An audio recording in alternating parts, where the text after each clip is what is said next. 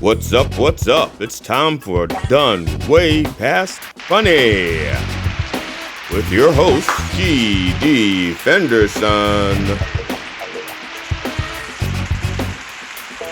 Join us as we take a look back at the early works of seasoned comedians before they were seasoned with this week's guest, Kristy Belich.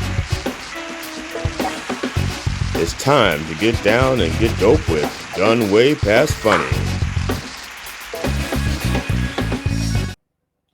Hi, I'm G.D. Fenderson, certified forensic humorist and host of Done Way Past Funny. Thank you for joining us as we continue our interview with the headlining feminist, Kristy Belich. Enjoy. Now, are there people in your family or people in your life that their laugh is like, how should I put it? I don't know this. Like, I don't know what my father's laugh sound like. So I wasn't doing comedy when my father was alive, but I think I would love to have made my father laugh.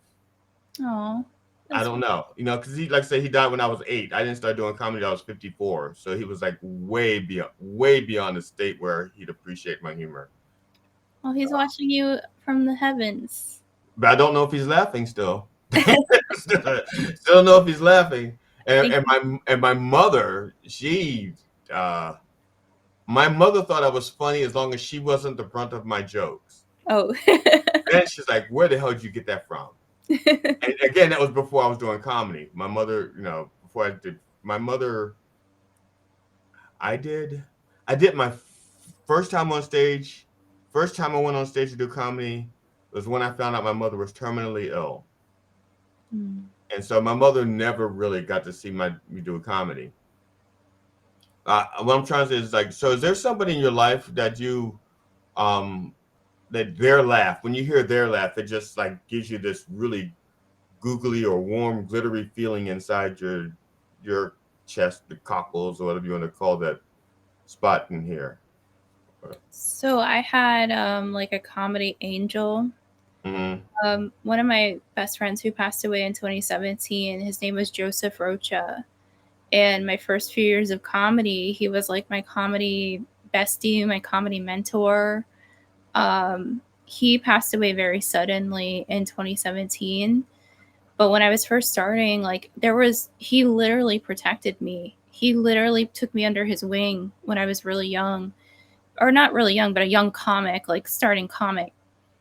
And he would sit in the front row for every show that he saw or every mic, and he would just sit like forward, and he had this like wiggle that he did. And his laugh was like this deep belly laugh, but it wasn't like a big laugh. It was just like, if you got that laugh, it was coming from his belly out. Right. And I'm never going to hear that laugh again, but I know that laugh created who I am today. Now, was Joseph another comedian? Yeah, Joseph Rocha. He was originally a San Francisco comic. He came up in the whole San Francisco comedy boom.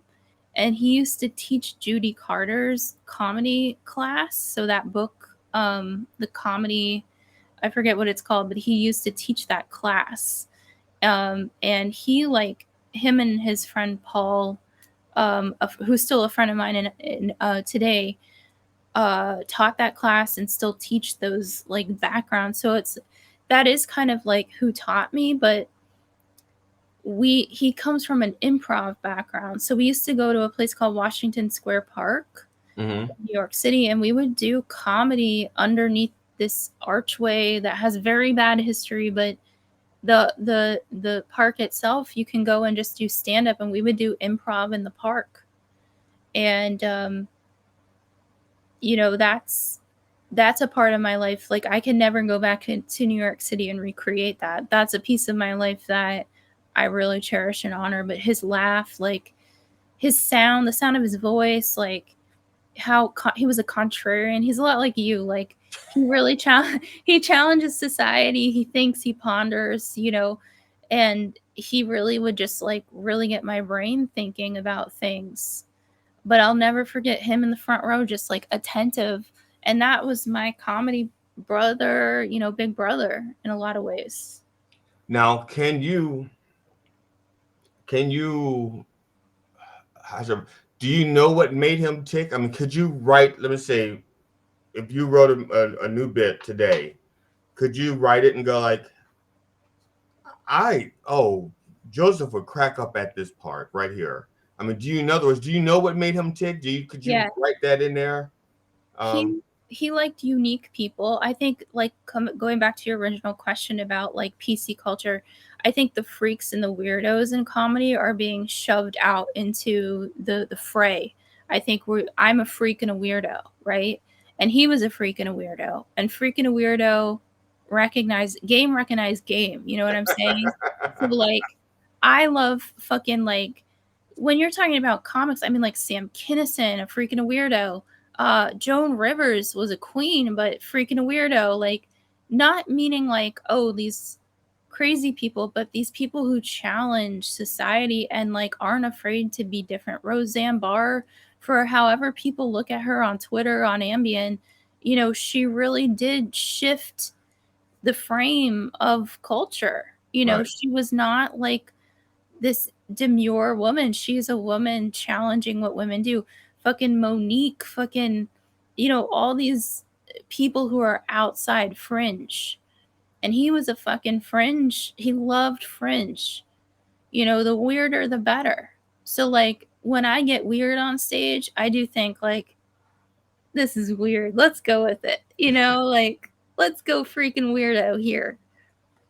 Like, Baltimore Freaks. Have you ever seen the movie Freaks? yeah, yes. Yeah, that's how I feel. I feel like I'm a circus act. I feel like I'm like the weird woman in the circus act when I do comedy. Now, you had mentioned at one point how some of bookers, or one in particular, referred to you as being raunchy or Hmm. too raunchy. Now, do you did you take that to mean that you were raunchy in general, or raunchy because you were a woman? Like, excuse me, women aren't supposed to be this raunchy. Well, I gotten that before. This was a college booker who reached out to me, and he wanted to see more videos because he saw some of my reels and my shorts. So he was like, "Can I see a full set?" I sent a full set. He's like, "I can't get you into colleges. You're too raunchy." So, I think a lot of people will also come up to me. Like when I was in New York, a lot of people would come up after shows. I would do these like underground bar shows. There was a place called 206 Lounge. It doesn't exist anymore. It was on like the corner of Sullivan Street in Greenwich Village. It was this tiny little bar in the cellar, a wine cellar in a bar. And I was friends with the owner, and I used to host an open mic there. But they had shows, and I used to bark for the shows. And I would go every Saturday, for my spot. And this people would come up to me and they'd be like, "We forgot you were a woman. You were so funny." Like I've gotten people say that. People say that shit to me, or like guys online troll me. I get body shamed all the fucking time. Uh, you know, so it's like, yeah, I do get things for being a woman. Like people think just because I'm a woman standing on stage that like they have a right to dissect every curve of my body or the sound of my voice is a huge thing too. Like a lot of people hate, like on Kill Tony they called me the pig. He called me a pig. So like these are the kinds of things like where, yeah, do I think that there's misogyny? Fucking 1000% absolutely. Now, I'm a little bit taken back. I don't like to. I'm sorry. I'm a little bit disturbed by what you just said. And I'm not easily disturbed. Um, Oh. I as a matter of fact, for the most part, I'm usually overly detached. But Oh, I don't like cruelty, and that's like my thing. I don't like cruelty for cruelty's sake. I don't mind cruelty like if you're trying to help an animal, yeah, and it's like, I'm sorry, I know this is going to hurt, but I have to get you out of the net, and the net is going to hurt you more than. No, I understand that. And actually, that's not really cruelty. It's just cruel to the animal.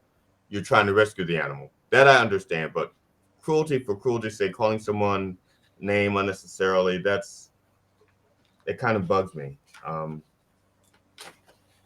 Well, Uh, I mean, it is a roast show, and I've definitely been in roasts where I've said the worst things ever to people, but mhm. it's out of jest, it's out of love, and we hug afterwards. Like, but that's why GD, like having somebody like Joseph Rocha as like my beginnings of comedy, nobody's gonna ever take that away from me. Like, Right. I'll always call back to that man who believed in me, because in comedy there's a lot of fucking people who don't, and the people that do, it really matters, you know.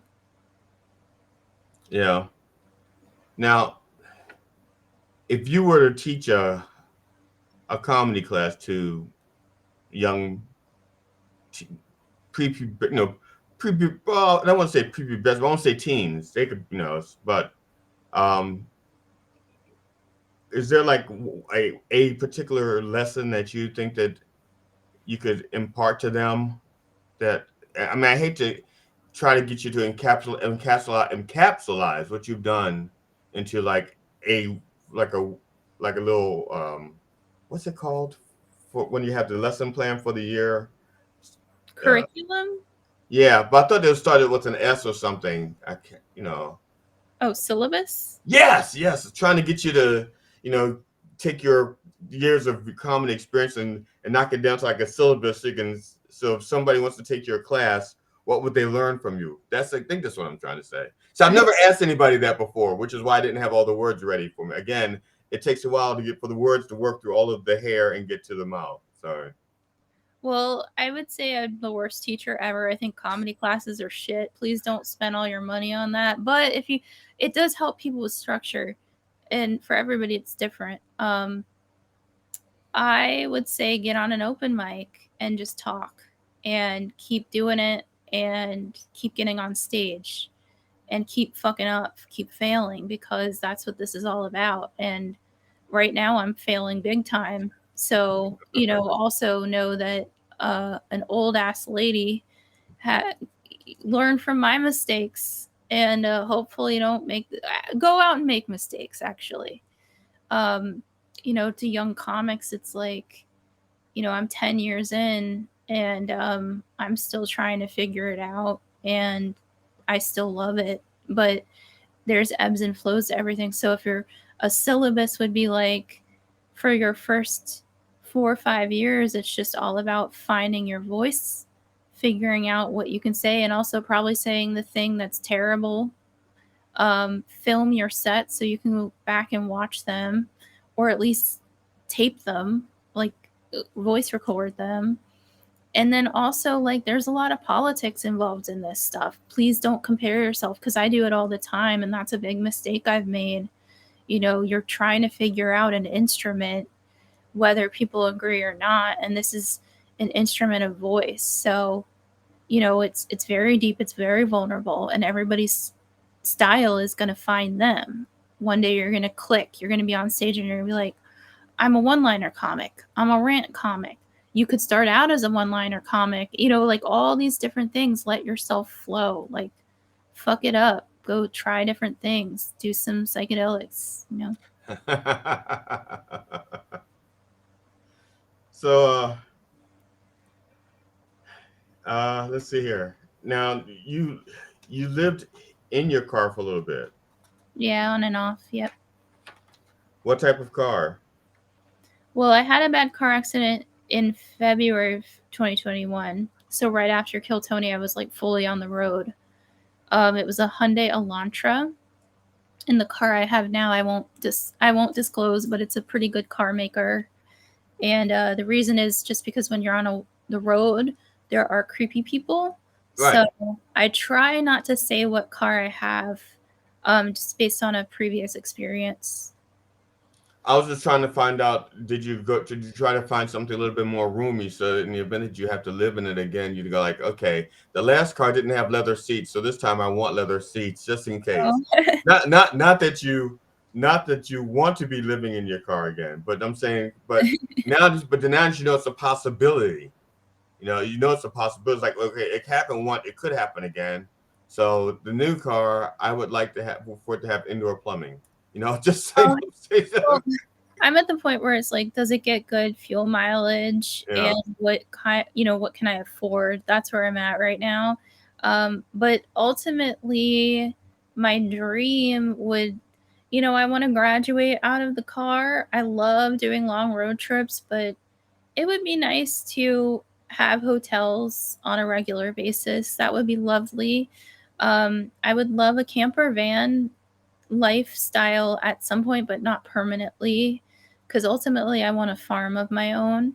So Yeah. my dream car is a hot pink Dodge Ram or F-150, hot pink, to pull like a purple glittery horse trailer. Cool. Cool. Now, what type of horse did you have? I had a underdog reject well loved thoroughbred, and he did not make his way to the racetrack. Something happened, so he was kind of like the freak and the underdog of the horse community. He had been multiply rejected. He had almost been euthanized, and he somebody had a big heart for him and trained him, and so we found him in Sykesville, Maryland, and he had been passed around. He was bred between Illinois and Ocala, Florida, and his horse life was very similar to my comedy life. Except for nobody probably ever called him raunchy. He was an asshole. He was surely an asshole. He was a comedian. He liked to beat up other horses. Nobody really liked him except for me. So I was his person.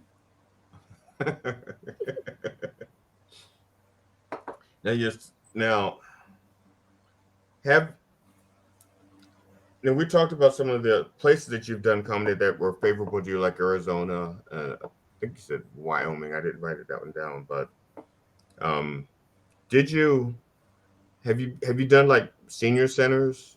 That have you done?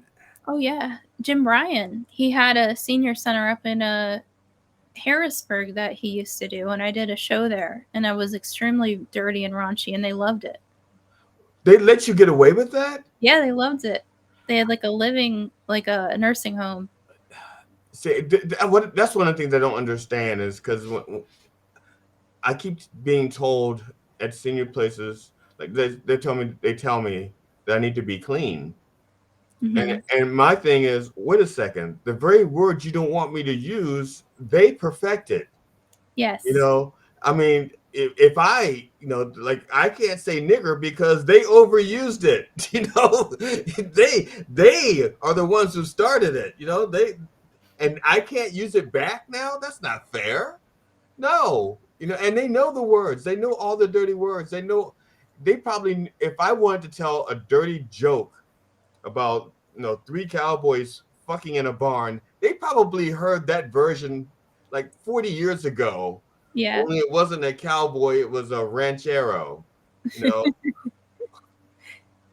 Yo, I think senior centers are the dirtiest places. I think you should just go up on stage and see what happens. yes, but that's not what that's not usually what they tell you. Well, I guess, see, I don't know, because the places that I've been to are chains. They're like national things. So I don't want to say the names, but you know, I guess they have to be different as opposed to like maybe if it's a privately run one.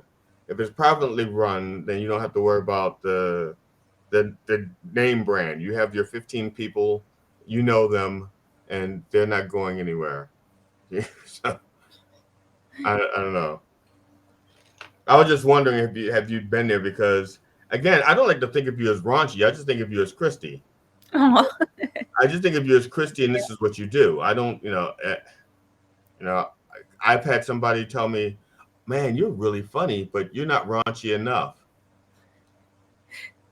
And it's like, I'm sorry, sir, but if you're there for the comedy, if you want raunchy, turn on Pornhub. I mean, that's not what I do. It's not that I'm against it. I just have what I do, and if there's raunch, it's raunch. If there's not, but I'm not enough. I'm not raunchy enough. Oh, I'm in a place with people right now. Now, let's see, you have, well, I don't know if you want to take a minute to talk about your vlogs or your podcast, or um, Oh, sure. okay, let people Sure. know about them, what they can expect to get out of them, entertainment wise or whatever. Sure. So, I have a podcast called Trust Your Glitter Podcast. It is on YouTube, Spotify, iTunes, all the places that podcasts are distributed. It's astrology, but I also talk about spirituality, comedy, traveling, all sorts of things. Sometimes I have guests, sometimes it's solo. And consistently, I do the astrology and tarot for the week ahead as well, which comes out Sunday, Monday, depending on where you're at. And then also, I'm working on a vlog series. Currently, episode 1 is out. It's called Camel Toe Strong. It is on my YouTube / Kristy Belich.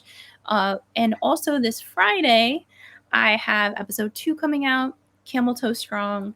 And this particular episode is about living in the desert in a homesteader house during 2020, the summer of 2020. Cool, cool. Now, why camel toe strong, and why not dromedary foot? Or Because a lot of the commentary I get online is about my camel toe or about having like thick thighs and a big ass. So I just, wanted to play on words. I got some flack online for a joke about veterans after a guy said he wanted to see my camel toe on stage and approach the stage, which I have fully documented in Headlining Feminist, also on YouTube, Kristy Belich, where a guy came to the stage. It was playful. Like, I saw he wasn't full of malice, and I asked him if he was a veteran. And the clip is a very small clip, so you don't see the full thing, not my camel toe, but the full interaction. And so I just called it Camel Toe Strong, in honor of the Army Strong, and the fact that I have a camel toe. So that's why I call it Camel Toe Strong. okay, now it's funny because I'm trying to think. All right, no, I think that's, yeah, that answered camel toe strong. I mean, it's a fun title. It's, It is, it is. No, I'd like to, when people call something a name, I just want to know how and why it came to them, because usually it's something that struck you, from it just means something to you, and you want it to mean. Sometimes people name things and they just want it to mean something to themselves. They don't care if other people get it. And then sometimes people name it, say, this is what it means to me, and I hope it means something to you. And I was just wondering about that. That's all. Well, being a woman is like being your own army. You're constantly having people make comments about your body, and it's almost like I don't need to be ashamed. I've got thick thighs and a big ass, and that's who I am, and that's who I'll always be. Like, and I like food.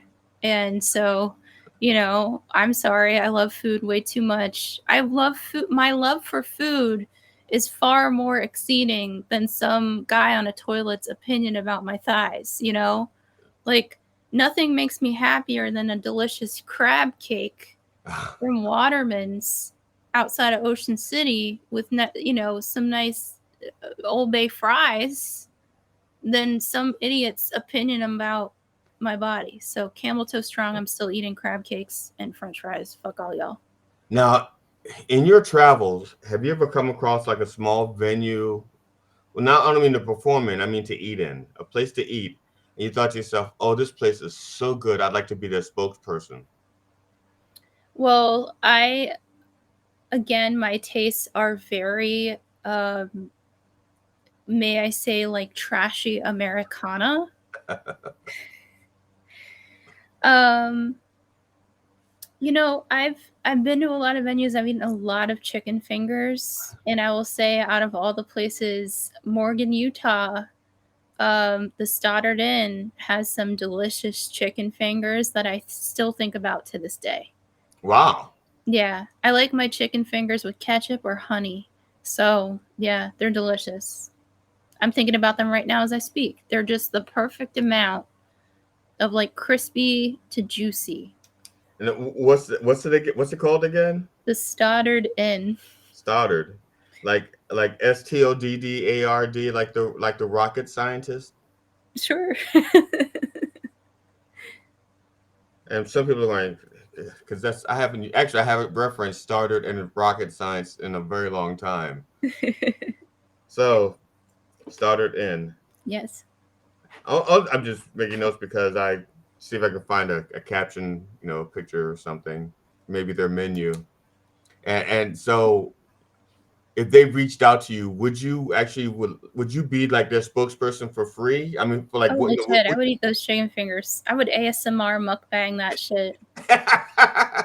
Give me a dashboard cam and let me eat that bar food. I have a penchant for bar food now. now you and I both frequent Benny's. Yes. Are you disappointed that they don't have desserts?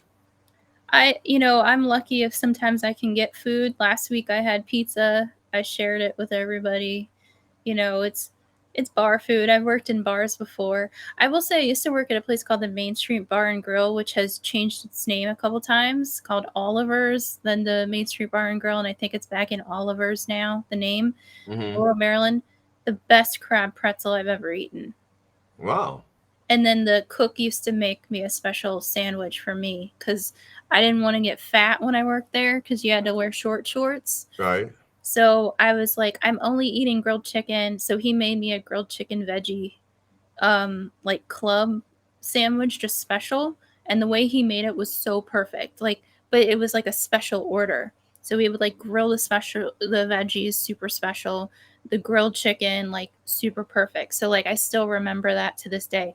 But Main Street Bar and Grill in Laurel, Maryland has the best crab pretzel I've ever eaten. Never did stand up there, but best crab pretzel. In fact, there was a place years ago in the Columbia. The Columbia Mall. There was a little. There was a delicatessen and coffee shop called Bun Penny. I fucking missed that place. That was a good place. Yeah, They had and really so, good rolls. yeah, I used to go to Bun Penny Cinnamon. on Sunday. I used to go there once a week to eat, and I Mm-hmm. got the same sandwich every time, but it wasn't on the menu. It wasn't a sandwich. It wasn't on the menu. Like they had 101, 1 through 5. They had their menu, and you could actually go and say, I'll have a 105 or a 106 or whatever. And but I got the same sandwich every week, and somebody behind me heard me order it, and they go, I'll have what he's having. And eventually, people started ordering my sandwich so much that they added it to their menu, and they gave it a number. But when I walked in, they called it the Fendi. Oh, that's cute. Yeah. So when I'd walk in, they go like, "We need a Fendi." They Oh, called but I was in there so often. They got that sandwich off, and I had the sandwich. I had my own sandwich, which was 107, I think, but they called it the Fendi after me. oh, I love that. Yeah. What was the sandwich? It was chicken salad with bacon, Munster cheese, lettuce, tomatoes, mayonnaise, and I believe the bread was sourdough, toasted sourdough, but I can't remember. It's been a long time. Well, Ben Bun. I don't even know if Bun Penny's still around, but I think it's been gone for a very long time. I think it's been gone. I haven't been back, but unfortunately, I don't eat mayonnaise or blue cheese or anything ranch or anything like that. I know it's like not southern to do any of that, but I uh I'm terrified of mayonnaise. I don't know what it is. It's been since I was little. I do not like mayonnaise. It What scares about me. Miracle Whip? No. So okay, so it's not. I can't even touch the bottle sometimes. Wow. I have to like put a towel on. Like when I worked at Main Street Bar and Grill, we had to fill the blue cheese and all that stuff, and I would gag. I would Now what gag. about what about soy mayonnaise? It's not like No, regular mayonnaise. No. no, I don't. No, So it's not the egg part then. I just Uh, don't like it. And the thing is, like when I have traveled places, like and people serve you mayonnaise sandwiches, I have to like disassociate, like a trauma response, and just shove that shit down my throat and just take one for the team. But like because you'll go to people's houses, and I have a rule like if you go to a house and they serve something, you eat it because that's somebody's home, yeah, yeah. and that's just what you have to do. But when I've been in situations where people like serve you a straight up mayonnaise and you're just like, oh my God. And you just shove it down and drink something right after and you just take it, you know? But yeah, that sounds like a great sandwich for people that love the chicken salad. Well, see, now I don't eat bacon anymore. I don't eat pork or beef. I don't eat beef or pork anymore. So I couldn't eat my own. They had to put turkey bacon on it, I guess. But yeah, that was my sandwich, and they used to make it for me. Named it after me. Became my thing. Oh well. Is there like anything else that we didn't cover that you would like to cover, or any particular cause, or anything? Oh, I remember now. Not I remember. I was. I think I forgot to write something down, and that was again. You have a lot of what you do is social commentary, and as are there like any particular social issues that when you start to address them, you find yourself getting a little bit overly emotional about, even though that wasn't the plan? The You know what I'm saying? patriarchy. Yeah, the patriarchy. Okay, so you already know. Fuck You them. had to think about it. It was like, yep, Patriot. Okay. They're stupid. Yeah, okay. No, it's like because I think mine is. I really hate chauvinism, but I think I hate racism more, but I'm not sure which. My big pet peeve is injustice, Yeah. but I don't find myself getting upset over that. I think it's just seen so much of it that's become part of I've experienced so much of it that I have like a callousy part of my body. I've seen so much, it's like I'm like callous to it, but I haven't experienced a lot of um, I haven't experienced a lot of the sexism. So I'm still like a little raw to that, But and go ahead. I think that all encompasses the patriarchy, injustice, racism, sexism, abuse, chauvinism. So it's like this whole system that thinks it can take people's power from them. And it just, it's a trauma response. Everybody has a different trauma response to it. And disassociation or detachment is a trauma response. All right. But when you're on stage talking about it, you really can't disassociate because I take that back. You could disassociate and just like channel the thing. So, um, I take that back. I could be wrong. You can't disassociate while you're on stage performing. I guess that would be like the equivalent of being in the zone. In the zone. Yeah. Yeah, we're in the zone. We're here to be in the zone and channel. All right. So, yeah. So now I'm gonna ask you: is there anything particular that you want to cover that we didn't get the chance to discuss or cover before? I'm just grateful. Thank you for having me on. Thank you for being so patient. This was not an easy podcast for me to do. So thank you for just being a spirit guide through this journey. Thank you for being the shaman of the podcast. And thank you for listening. For those who are listening, listen to GD. He's a great comedian, social commentator, musician, artist. And follow your dreams, people. Just if you're out there and people try and take your power away, nothing is permanent, and just keep following your dreams. Lots of love, everybody. Thank you so much for doing this with me. Thank you. I'm really grateful. Thank you, GD. I'm really grateful. You take care, hon. You too. Bye.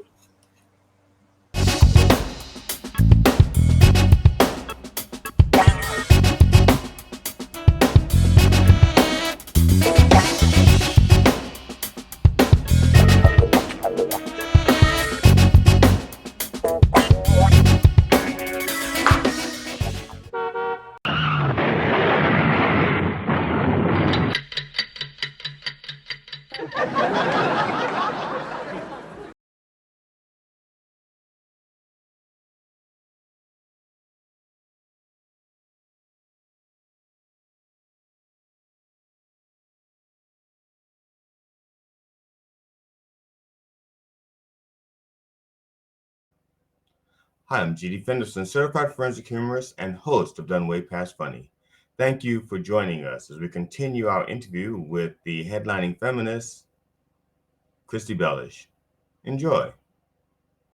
Hi, I'm G.D. Fenderson, certified forensic humorist and host of Done Way Past Funny. Thank you for watching our continued interview with Kristy Belich, the headlining feminist. And please come back to watch more of our interview with Kristy. And when you come back, bring a friend.